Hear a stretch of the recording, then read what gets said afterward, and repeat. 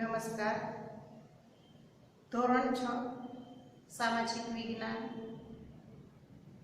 પાઠ 4 ભારતની પ્રારંભિક રાજ્ય વ્યવસ્થા. ભારતની એટલે કે ઇન્ડિયાની, પ્રારંભિક એટલે કે શરૂઆતની, રાજ્ય વ્યવસ્થા એટલે કે રાજ કરવા માટેની વ્યવસ્થા. ભારતની પ્રારંભિક રાજ્ય વ્યવસ્થા જોઈએ આપણે બધા. જો બાળમિત્રો, ઓનલાઈન એજ્યુકેશન છે, તમારો વિષય પણ નવો છે એટલે પાઠ્યપુસ્તકનો સાથ લેતા રહેજો. પાઠ્યપુસ્તક જ્યારે જ્યારે નવું ચેપ્ટર પાઠ શરૂ થાય, પાઠ ચાલતો હોય, વિડીયો જોતા હોય ત્યારે પાઠ્યપુસ્તક ખુલ્લું રાખજો, જેથી કરીને તમને સાથે સાથે સમજવાની મજા આવે કે ભારતમાં રાજકીય રાજ્ય વ્યવસ્થા અને સંસ્થાઓ વિશે આપણને વેદ, મહાકાવ્યો અને ગ્રંથો માંથી માહિતી પ્રાપ્ત થાય છે. રાજ્ય વ્યવસ્થા કઈ રીતના ચલાવવી તેની માહિતી વેદ, આપને સૌને ખબર છે વેદો 4 છે, મહાકાવ્યો 2 છે, રામાયણ અને મહાભારત, અને બૌદ્ધ ગ્રંથોમાંથી માહિતી મળે છે કે રાજ્ય વ્યવસ્થા કઈ રીતના ચલાવવી. ઋગ્વેદ કાલીન કે વેદ કાળમાં રાજ્ય વ્યવસ્થાનું સ્વરૂપ, રાજ કઈ રીતના કરવું તેનું સ્વરૂપ, તેની વ્યવસ્થા કબીલાઈ શાસન વ્યવસ્થા જેવું હતું. કબીલાઈ એટલે કે એક જૂથ, એક જ સાથે જાજા બધા લોકો રહેતા હોય એને કબીલાઈ સ્વરૂપ કહેવાય છે. એક સમૂહમાં, એક સોસાયટીમાં, અત્યારે આપણે એપાર્ટમેન્ટ રહીએ એ કેવું કહેવાય તો કે કબીલાઈ સ્વરૂપનું, તેમાં એક પ્રમુખ હોય ને, તેના વડાને રાજન્ય કહેવામાં આવતા. આપણી અત્યારના શબ્દમાં આપણે પ્રમુખ એવો શબ્દ ઉપયોગ કરીએ છીએ. જેની ચૂંટણી થતી તેમાં સભા અને સમિતિ જેવી રાજકીય સંસ્થાઓ અસ્તિત્વમાં આવી હતી. સભા સાથે લોકો મળે અને જે નિર્ણય લે એને સભા, સમિતિ કહે છે. આ સમુદાયને 20 નામે પણ ઓળખી શકાય છે, 20 નામે પણ સંબોધી શકાય છે. ભારતમાં ત્યાર પછી જુદા જુદા પ્રકારની રાજ્ય વ્યવસ્થા આવી. જનપદ, મહાજનપદ, રાજાશાહી રાજ્ય વ્યવસ્થા, ગણ રાજ્ય વ્યવસ્થા, વજ્જી સંઘ રાજ્ય વ્યવસ્થા, આ બધી. હવે જોઈએ આપણે નવો મુદ્દો જનપદ. ઈસવીસન પૂર્વે, આપણે પહેલા જ પાઠમાં શીખી ગયા ઈસવીસન અને ઈસવીસન પૂર્વે. ઈસુ ખ્રિસ્તના જન્મ પહેલા અને ઈસુ ખ્રિસ્તના જન્મની સાથે 2020 ચાલે છે આપણે અત્યારે, એટલે કે ઈસવીસન પૂર્વે, ઈસવીસન પહેલા 1000 ની આસપાસ પંજાબ અને ગંગા નદીના વિસ્તારની આસપાસ જુદા જુદા સમૂહો ના પ્રારંભિક રાજ્યોની સ્થાપના થઈ. શરૂઆત રાજ્યની સ્થાપના રાજાઓ કબીલાઈ સ્વરૂપની પ્રારંભ એટલે કે શરૂઆત થઈ, જેને જનપદ કહેવામાં આવે છે. જન એટલે માણસ અને પદ એટલે સ્થાન. જન એટલે માણસ ના વસવાટનું એક ક્ષેત્ર કે સ્થાન. જનપદ શબ્દ રાજ્યના અર્થમાં વપરાતા. જનપદ એ ઋગ્વેદકાલીન કે કબીલાઈ સમાજની બહુ વિશિષ્ટ કહી શકાય તેવી રાજ્ય વ્યવસ્થા હતી. આ રાજ્ય વ્યવસ્થા કુરુ, પંચાલ જેવા જુદા જુદા સમૂહોના રાજ્યનો તેમાં સમાવેશ થાય છે. આ હતું જનપદ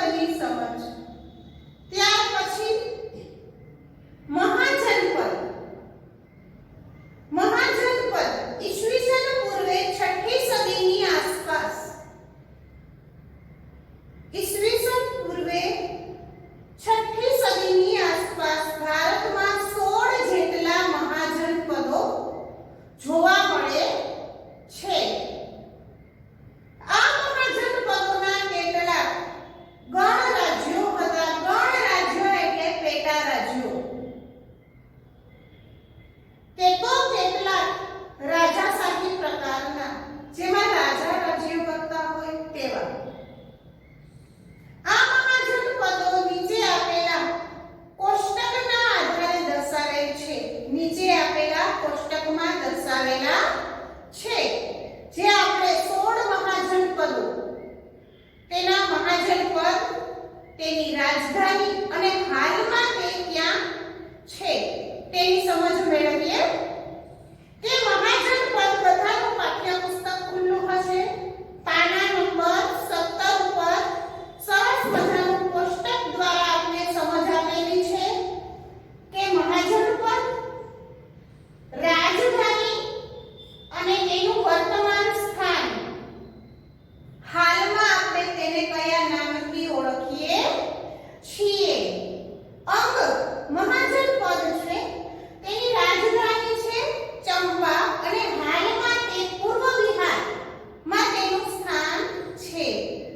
ત્યાર પછી વજ્જી, તેની રાજધાની છે વૈશાલી અને તે હાલ વર્તમાનમાં ઉત્તર બિહારમાં આવેલ છે. ત્યાર પછી મલ્લ મહાજનપદ, તેની રાજધાની છે કુશીનારા અને તે ગોરખપુર આસપાસનો પ્રદેશ ઉત્તર પ્રદેશમાં તેનું હાલનું સ્થાન છે. ત્યાર પછીનું મહાજનપદ કાશી, તેનું રાજધાની છે વારાણસી, જે હાલનું સ્થાન છે વારાણસી, ઉત્તર પ્રદેશ. ત્યાર પછી મગધ, કૌશલ, વત્સ, ચેદી, પાંચાલ, સુરસેન, કુરુ, અસ્મક, અવંતી, મત્સ્ય, ગાંધાર અને કંબોજ. આ બધા તેના સ્થાનો છે. સામે તેની રાજધાની અને હાલમાં તે કયા નામે ઓળખાય છે તે દર્શાવે છે. ત્યાર પછી પાલી ભાષામાં લખાયેલ અંગુત્તર નિકાય ગ્રંથ અનુવૈદિક કાળમાં આ 16 મહાજનપદો હતા. તેના કેટલાક મહત્વપૂર્ણ જનપદ નકશા દ્વારા જો આપણે શીખવે છે. જો નકશો બતાવેલો છે અને નકશામાં શું છે તો કે મહત્વના જનપદ, માણસોનો વસવાટના સ્થાન, ક્ષેત્ર અને મહાજનપદ અને નગર. તેમાં જો રૂઢ સંજ્ઞા આપેલી છે પ્રાચીન શહેરો અને ભારતની વર્તમાન સીમા. તેમાં પ્રાચીન શહેરોમાં જો આપણે બધા જોઈએ છીએ પેશાવર, કંબોજ, તક્ષશિલા, કુરુક્ષેત્ર, યમુના, મથુરા, સુરસેન, આ બધું શું છે તો કે પ્રાચીન શહેરો છે. જૂના શહેરો, પ્રાચીન અને અર્વાચીન. ત્યાર પછી રાજાશાહી રાજ્ય વ્યવસ્થા. રાજાશાહી રાજ્ય વ્યવસ્થા, તેમાં 4 શક્તિશાળી રાજતંત્રો થઈ ગયા: મગધ, કૌશલ, વત્સ અને અવંતી. 4 શક્તિશાળી રાજતંત્રો હતા: મગધ, કૌશલ, વત્સ અને અવંતી. રાજાશાહી રાજ્ય વ્યવસ્થા, જે રાજતંત્રમાં રાજા મુખ્ય હતા, રાજા કહે તે રીતના કાર્ય કરવાનું, તે રાજાશાહી રાજ્યતંત્ર કહેતા. આ સમયમાં ના મહાજનપદો વચ્ચે સત્તા માટે હરીફાઈ રહેતી, જેમાં મુખ્યત્વે 4 શક્તિશાળી રાજ્યતંત્રો મગધ, કૌશલ, વત્સ અને અવંતી વચ્ચે વિશેષ સ્પર્ધા રહેતી હતી. ખૂબ જ આગવી વિશેષ શૈલી સ્પર્ધાઓ રહેતી હતી, જેમાં આખરે મગધ શક્તિશાળી રાજ્ય તરીકે પ્રખ્યાત થયું. આ 4 રાજ્ય વ્યવસ્થામાં કોણ શક્તિશાળી તરીકે પ્રખ્યાત થયું તો કે મગધ. મગધ શક્તિશાળી રાજ્યતંત્રમાં 3 રાજાઓ થઈ ગયા. કેટલા રાજાઓ થઈ ગયા? 3. મગધની રાજ્ય વ્યવસ્થામાં 3 રાજાઓ થઈ ગયા: હર્યક વંશ, નાગવંશ અને નંદવંશ.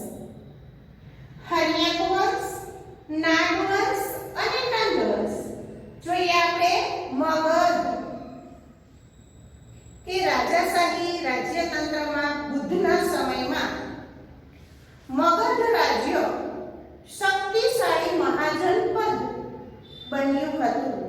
જે સારી રીતે રાજ્યતંત્ર ચલાવતા હતા, શક્તિશાળી બધી રીતે, ધાર્મિક રીતે, આર્થિક રીતે, રાજકીય વ્યવસ્થાની રીતે, વિદ્યાકીય રીતે, કેવું તો કે શક્તિશાળી મહાજન પદ બન્યું હતું.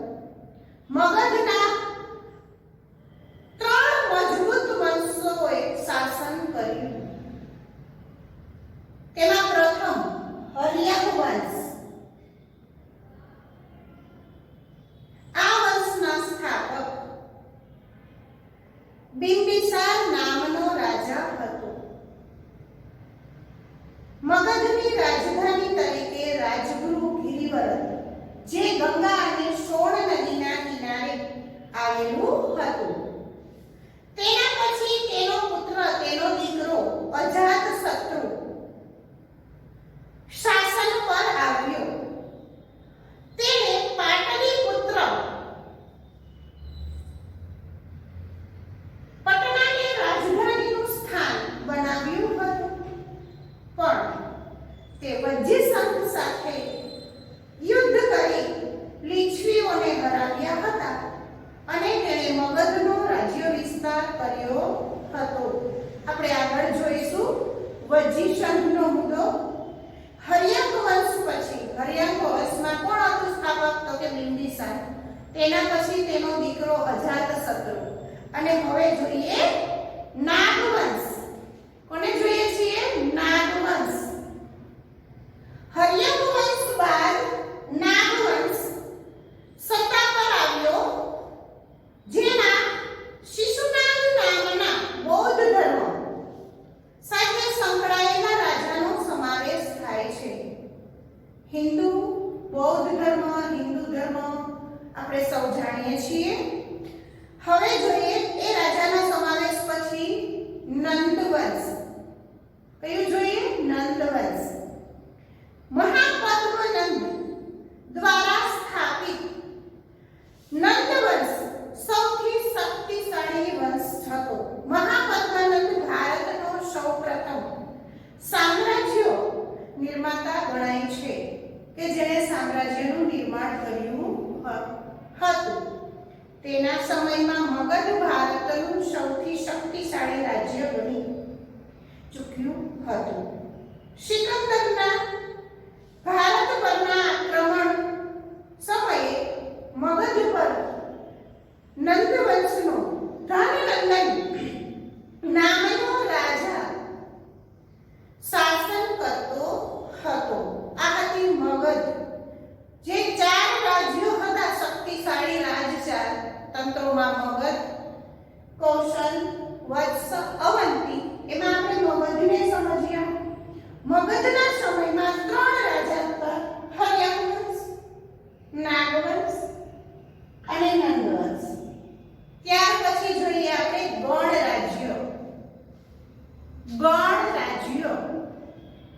ગણ રાજ્ય એટલે ગણ એટલે તો પેલા શું થાય? સમૂહ, જૂથ. ગણ રાજ્ય એટલે લોકો દ્વારા પ્રત્યક્ષ કે પરોક્ષ વડે ચૂંટાયેલા વડા દ્વારા શાસિત રાજ્યો. પ્રત્યક્ષ એટલે લોકોની સામે જ, અને પરોક્ષ એટલે ચૂંટણી દ્વારા. આપણે જોઈએ છે ને, ચૂંટણીમાં તમારા ઘરના વડીલો મતદાન કરવા જતા હશે. મતદાન કેટલા વર્ષની ઉંમરે થાય? તમને ખબર છે બધાને? 18 વર્ષની ઉંમરે મતદાન થાય છે. અને જો ધારાસભ્ય બનવું હોય તો 25 વર્ષે તેની સીટ મળે. બરાબર? એટલે મતદાન કરવું એ પરોક્ષ રીત છે. અને પ્રત્યક્ષ લોકો દ્વારા. ગણરાજ્ય પ્રાચીન રાજ્ય વ્યવસ્થા તથા શાસન પદ્ધતિનું નોંધપાત્ર લક્ષણ હતું. ટેવ મુદ્દો. ગણનો સામાન્ય અર્થ સમૂહ થાય છે. એક કરતા વધારે સભ્ય સંખ્યાની મદદથી ચાલતું રાજ્ય એટલે ગણરાજ્ય કહી શકાય. એક કરતા વધારે સભ્યના લોકોથી ચાલતું રાજ્ય, મદદથી ચાલતું રાજ્ય એટલે ગણરાજ્ય. હતા કે જેમાં રાજાને જનતા દ્વારા પસંદ કરવામાં આવતો હતો. રાજાની પસંદગી લોકો દ્વારા કરવામાં આવતી હતી. આ રાજ્યને ગણ રાજ્ય કહેવામાં આવતું, જેમાં વૈશાલીના લીછવીઓ. બાળકો, પાઠ્યપુસ્તક ખુલ્લું હોય તો તમે લોકો અંડરલાઈન કરજો. સ્વાધ્યાય પોથીમાં મારા ખ્યાલ મુજબ જોડકા છે આ, અને પાઠ્યપુસ્તકમાં પણ જોડકા છે પાના નંબર 19 પર કે વૈશાલીના લીછવીઓ, કપિલવસ્તુના શાક્યો, મિથિલાના વિદેહ, કુશીનારાના મલ્લો વગેરે પ્રજાઓના ગણરાજ્યો હતા કે જે જૂથ સમૂહ દ્વારા ચાલતા હતા. આ પ્રકારની રાજ્ય વ્યવસ્થામાં પ્રત્યેક સભ્યને રાજા જેવો દરજ્જો આપવામાં આવતો. દરેક સભ્યને રાજા જેવું માન આપવામાં આવતું હતું. દરજ્જો, સ્થાન, માન, સન્માન આપવામાં આવતું હતું. ત્યાર પછી વૈશાલી વજ્જી રાજ્ય. વૈશાલી વજ્જી રાજ્ય કે રાજ્ય સત્તા મહારાજ્યો આસપાસના પ્રદેશો તાબે કરી પોતાની સત્તા વધારવા અને સામ્રાજ્ય સ્થાપવાની મહત્વાકાંક્ષા રાખતા. કે અન્ય રાજાઓ ઉપર, લોકો પર ધાક ધમકી આપી પોતાની રાજ્ય સ્થાપવા માટે ધાક ધમકી આપતા અને પોતે પોતાનું રાજ્ય આગળ વધારવા માટે મહત્વાકાંક્ષા, ઈચ્છાઓ સેવતા રાખતા હતા. આ જોઈને અમુક જ્ઞાતિઓએ પોતાના બળ ઉપર, જો લીછવી, વજ્જી, જ્ઞાતુક, વિદેહ, શાક્ય, મલ્લ વગેરે 8 કે 9 જાતિઓએ જાતિના લોકો પોતે પોતાનું રક્ષણ કરવા જે સંઘ રાજ્ય સ્થાપ્યું તે વજ્જી સંઘ નામે ઓળખાયું. અન્ય લોકોના તાબા હેઠળ ન રહેતા તે લોકોએ પોતાની અમુક જ્ઞાતિઓએ સાથે મળી અને જે સંઘ તૈયાર કર્યું તેને શું કહેવાય છે? વજ્જી સંઘ નામ આપવામાં આવેલું છે. શું? તો કે વજ્જી સંઘ. જે સંઘ સ્થાપ્યું એ વજ્જી સંઘ નામે ઓળખાયું. એ સંઘ રાજ્યનું મુખ્ય સ્થાન લીછવીઓનું પાટનગર વૈશાલી હતું. આથી તેને વૈશાલીના વજ્જી સંઘનું ગણ રાજ્ય કહેવામાં આવતું હતું. ગણ રાજ્યના રાજ્ય વહીવટનું સંચાલન સભા દ્વારા થતું. આગળ કહેતું હતું ને કે સભાના દરેક લોકોને રાજા જેવું સ્થાન મળતું હતું. કેવું સ્થાન મળતું હતું? તો કે રાજા જેવું સ્થાન મળતું હતું. કારણ કે તેને ગણતંત્ર કહેવામાં આવતું. ગણ રાજ્યમાં રાજાની બધી સત્તા સભ્યો પાસે રહેતી. સભાનામાં સભ્યો બેસતા, બધા કામકાજ ગણવામાં, ગણ સભામાં રજૂ કરી બહુમત કે સર્વાનુમત પસાર થતા. બહુમત એટલે વધારે મત અને સર્વાનુમત એટલે બધાનો મત હોય તે સર્વાનુમતે પસાર થતા.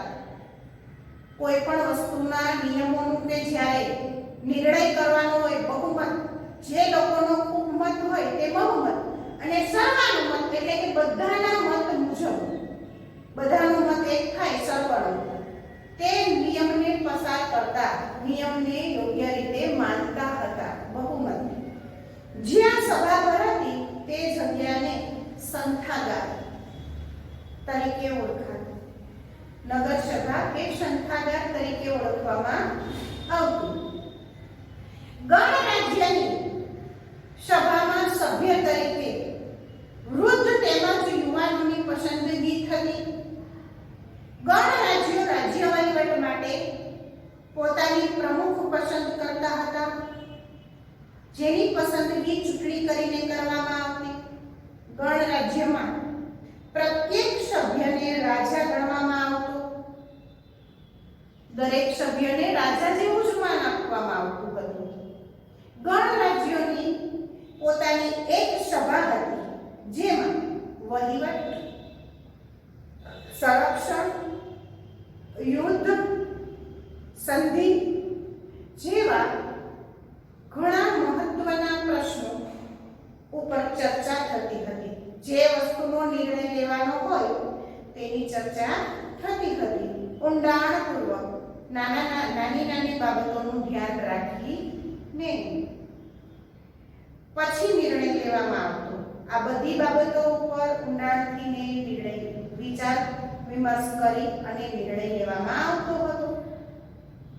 કોઈ પણ સભ્ય નિયત થયેલા સમય સુધી સભ્યપદ ભોગવતો. ગણરાજ્યના પ્રમુખને એક કાર્યવાહક સમિતિ રાજ્ય વહીવટમાં મદદ કરતી હતી.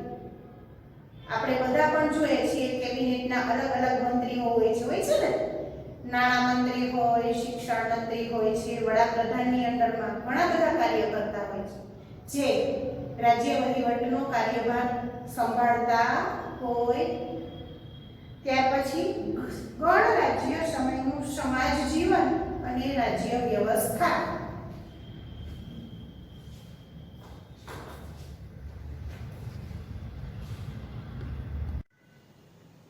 પાઠ 4 નો છેલ્લો મુદ્દો ગણરાજ્ય સમયનું સમાજ જીવન અને રાજ્ય વ્યવસ્થા. સમાજ જીવન, આપણે બધા પણ સમાજમાં રહીએ છીએ અને રાજ્યમાં પણ રહીએ છીએ ને.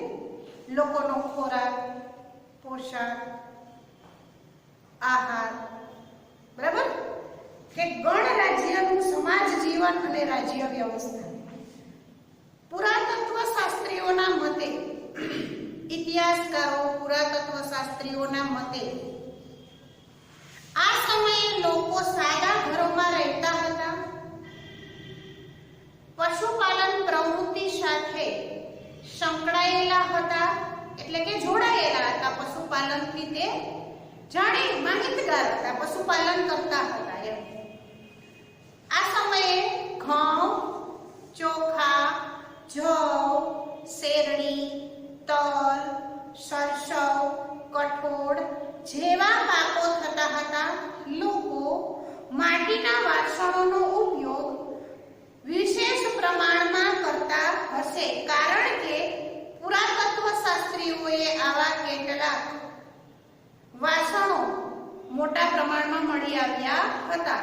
ત્યારના લોકો આ બધા પાક તો પકવતા હતા, પણ માટીના વાસણો નો ઉપયોગ કરતા હશે. કોને મળ્યું તો કે પુરાતત્વ શાસ્ત્રીઓને ખૂબ જ પ્રમાણમાં, વિશેષ પ્રમાણમાં માટીના વાસણો મળી આવ્યા હતા. કારણ કે આ સમયના માટીના કેટલાક વાસણો પર ચિત્રકામ થયેલ જોવા મળે છે. આ વાસણો ભૂરા રંગના ચિત્રિત વાસણો, જેને ધૂસર પાત્ર કહેતા હતા. આપણે પણ અત્યારે માટીના વાસણો યુઝ કરીએ છીએ. સૌપ્રથમ તો આપણા ઘરમાં શું હોય? માટીનો પાણી પીવાનો ગોળો હોય ને? શું છે? ગોળો, જે માટીનો હોય. ત્યાર પછી તુલસી વાવવાનું કુંડું કેવું હોય? માટીનું હોય. તેની ઉપર શું હોય? ચિત્રકામ. તેને શું કહેતા? તો કે ધૂસર પાત્ર. જો પાઠ્યપુસ્તકમાં પણ આકૃતિ નંબર 4.2 માં ચિત્રિત ધૂસર પાત્ર એવું બાઉલ જેવું આપેલું એક માટીનું વાસણ છે બાળકો. આ સમયે રાજ્ય વ્યવસ્થા કેવી હતી? તો કે ગામની ફરતે દિવાલો બંધાવવામાં આવતી. તે દિવાલો મજબૂત અને ઊંચી હોતી. શું કામે? તો કે ગામના રક્ષણ માટે, ગામની સુરક્ષા માટે. આ સમયે કોઈ પણ રાજ્યનો શાસક પોતાના રાજ્યના સંરક્ષણ માટે શક્ય બધા જ ઉપાયો કરતો. લોકોની દેખરેખ માટે શક્ય હોય એટલા બધા પ્રયત્નો કરતો, જેથી કરીને પોતાની પ્રજા દુખી ના થાય. આ માટે રાજ્યની રાજધાનીની આસપાસ કિલ્લાઓ બંધાવવામાં આવતા. આ કિલ્લાઓ મજબૂત અને ઊંચા બંધાવવામાં આવતા. તેમાં પુષ્કળ પ્રમાણમાં પથ્થર અને ઈંટોનો ઉપયોગ કરવામાં આવતો હતો. કેટલાક રાજાઓ પોતાની શક્તિ અને સમૃદ્ધિનું દર્શન કરવા માટે પોતાના રાજ્યની ફરતે વિશાળ, ઊંચી અને ભવ્ય દિવાલો તૈયાર કરાવતા. રાજાઓ પોતાની શક્તિ એટલે આવી શક્તિ નહીં, પૈસા, આર્થિક શક્તિ પ્રમાણે દિવાલો બનાવતો, દિવાલમાં ફેસિલિટીઓ આપતો, દિવાલો મજબૂત બનાવતો, જેથી કરીને દિવાલ ટકાઉ બને, કે એમાં કોઈ ઈજા થાય નહીં અને લોકોનું રક્ષણ પણ થાય. પ્રયાગરાજથી મળેલી ઈંટની દિવાલ આશરે 2500 વર્ષ પહેલાની ગણાય છે. જો આકૃતિ નંબર 4.3 માં આપેલી છે, દેખાય છે ને બાળકો? ઈંટોના કિલ્લાની દિવાલ પ્રયાગરાજ અલ્હાબાદની બતાવે. તે કેટલી જૂની છે? તો કે 2500 વર્ષ. એટલે સંભવતઃ આ સમયે આવા ઊંચી દિવાલવાળા કિલ્લાઓ બાંધવામાં આવતા હશે. આ સમયના તમામ મહાજનપદો વિશાળ સેના અને સંરક્ષણ માટે મજબૂત કિલ્લાની જરૂરિયાત રહેતી. આ જરૂરિયાત પૂરી કરવા લોકો પાસેથી કર લેવામાં આવતો. ટેક્સ, આપણે હાઉસ ટેક્સ ભરીએ છીએ ને, જેને કર પણ કહેવામાં આવે છે. શું કહેવામાં આવે છે? કર. ખેતીના પાકનો છઠ્ઠો ભાગ ખેડૂતો રાજકોષમાં આપતા. જે ઉપજ થાય ને એનો છઠ્ઠો ભાગ રાજ્યમાં જમા કરતા, રાજકોષમાં, કર રૂપે, ટેક્સ રૂપે. કારીગર વર્ગ એક માસમાં એક દિવસ રાજ્યમાં કામ કરી આપતો. જે મજૂર વર્ગ હોય, કારીગર કોને કહેવાય? તો કે જેને સિલાઈ કામ આવડતું હોય એ એક કલાકારીગરી કહેવાય. કોઈને લાદી ચોટાડતા આવડતું હોય, કોઈને પ્લાસ્ટર કરતા આવડતું હોય, આને શું કહેવાય? કારીગર કહેવાય છે. બરાબર? એ શું કરતો? તો કે રાજ્યમાં પોતાનો એક દિવસ, એક મહિનામાં એક દિવસ ફ્રીમાં કામ કરવા જતો. એની પાસે આ રીતનો ટેક્સ ઉઘરાવા, દરેક પાસે તો જમીન હોય એવું શક્ય નથી. પશુપાલકો કરના ભાગરૂપે પશુઓ આપતા. તેની પાસે જેટલા ઢોર હોય, પશુઓ, ગાય, ભેંસ, બકરી, ઘેટા, એમાંથી કર રૂપે તે રાજ્યમાં આપતા, રાજકોષમાં જમા કરતા. વેપારીઓ સામાન્ય ખરીદ વેચાણ પર કર આપતા, જીએસટી. વેપારીઓ પણ કર ઉઘરાવતા. સામાન ખરીદે અને વેચે, જે એને નફો મળે એ નફામાંથી તે શું આપતા? કર ઉઘરાવતા, ટેક્સ આપતા. આપણે અત્યારે શું કહે? જીએસટી લાગુ પડેલો છે. મહાજનપદોના સમયગાળામાં લોખંડના ઓજારોને લીધે ખેતીમાં સુધારા થવા લાગ્યા. લોખંડના ઓજારો આજે પણ આપણે બધાય ખેતી કામમાં ઉપયોગ કરીએ છીએ. પશુપાલનમાં, પશુપાલન નહીં પણ પશુઓને હળ વડે ખેતરમાં ચલાવીએ છીએ. આ હળ શેનું બનેલું હોય છે? લોખંડનું હોય ને. ત્યાર પછી વાવેતર કરવા માટે જે સાધનોનો ઉપયોગ કરીએ, આ સાધનો શેના બનેલા હોય છે? તો કે પહેલા લાકડાના. અત્યારે શેનો ઉપયોગ થાય છે? લોખંડનો ઉપયોગ થાય છે. આ હતો આપણો ચોથો પાઠ, ભારતની પ્રારંભિક રાજ્ય વ્યવસ્થા, શરૂઆતની રાજ્ય વ્યવસ્થા. જોઈએ આપણે તેનું હવે સ્વાધ્યાય. 4 MCQ આપેલા છે બાળકો અને જોડકા આપેલા છે. તમને બધા પાઠ્યપુસ્તકમાંથી જવાબ મળી રહે છે. સ્વાધ્યાય પોથીમાં પણ તમે આરામથી પૂરી શકશો. હા, પાઠના અંતે સ્વાધ્યાય પોથીમાં તમને ઓડિયો ક્લિપ દ્વારા હોમવર્ક પણ આપવામાં આવે છે. એટલે તમે સાથે સાથે પૂર્ણ કરતા જાજો, જેથી કરીને તમને પરીક્ષાની તૈયારી કરવા માટે મજા આવે. અને સ્કૂલે આવતા જતા જ્યારે કરેક્શન કરવાનું હોય ત્યારે સાથે લેતા આવજો, એટલે કરેક્શન પણ થઈ જાય. Thank you.